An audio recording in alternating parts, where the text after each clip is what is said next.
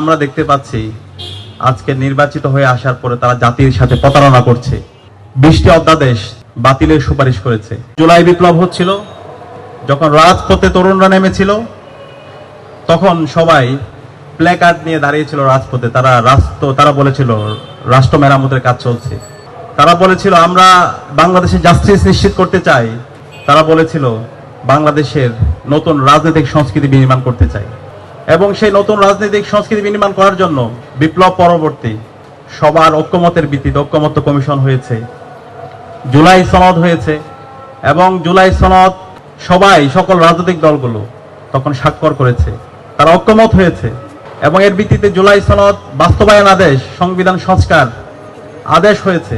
এবং আদেশ পরবর্তী সেটা কিভাবে বাস্তবায়ন হবে সেটা নিয়ে তখন আলাপ হয়েছিল। তখন বর্তমান বিএনপি থেকে তখন প্রস্তাব এসেছিল গণভোটের। এবং গণভোটের যখন প্রস্তাব এসেছিল, রাজনৈতিক দল বাংলাদেশ জামাত ইসলামী, এনসিপি সহ রাজনৈতিক দলগুলো থেকে প্রস্তাব এসেছিল গণভোটটা আগে হোক, আগে সংস্কার। কিন্তু তখন বিএনপি ভেটো দিয়েছিল। বিএনপি বলেছিল জাতীয় নির্বাচন এবং গণভোট একদিনে হবে। এবং এরপরে নির্বাচিত সরকার এসে তারা রাষ্ট্র সংস্কার করবে। এবং বিএনপি গত 16 বছরে তারা মজলুম ছিল, গুম খুন আয়নাগরের শিকার হয়েছে। তারা তাদের 31 দফা প্রণয়ন করেছে। সে 31 দফার প্রথম দফায় বলেছিল তারা সংবিধান সংস্কার কমিশন গঠন করবে, সাংবিধানিক যে প্রতিষ্ঠানগুলো আছে সেগুলোকে স্বাধীনভাবে কাজ করতে দিবে, তত্ত্বাবধায়ক সরকার ব্যবস্থা বহাল রাখবে, বিচার বিভাগকে স্বাধীনভাবে কাজ করতে দিবে। কিন্তু আমরা দেখতে পাচ্ছি আজকে নির্বাচিত হয়ে আসার পরে তারা জাতির সাথে প্রতারণা করছে, তারা শহীদদের সাথে প্রতারণা করছে, শহীদ পরিবারের সাথে প্রতারণা করছে। এবং তারা আমরা দেখতে পেয়েছি ইতিমধ্যে 20টি অধ্যাদেশ বাতিলের সুপারিশ করেছে।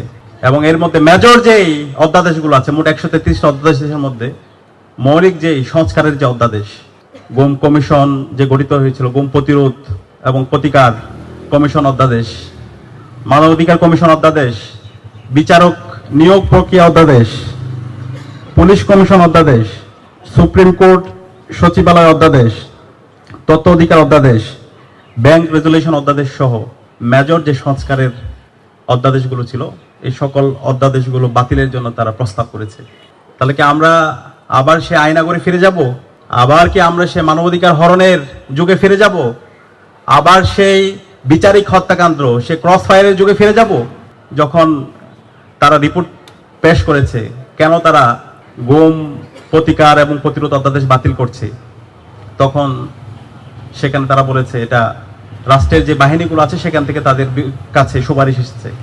তাহলে রাষ্ট্রের যে বাহিনীগুলো, যে ডিজিএফআই, যে ইন্টেলিজেন্স গত 16 বছরে দেশের নাগরিকদেরকে গুম করেছে, আয়নাগর তৈরি করেছে, ক্রস ফায়ার দিয়েছে, তাদের নকশায় কি আবার দেশ চলবে? আবার কি গণতন্ত্রকে গলা টিপে হত্যা করা হবে?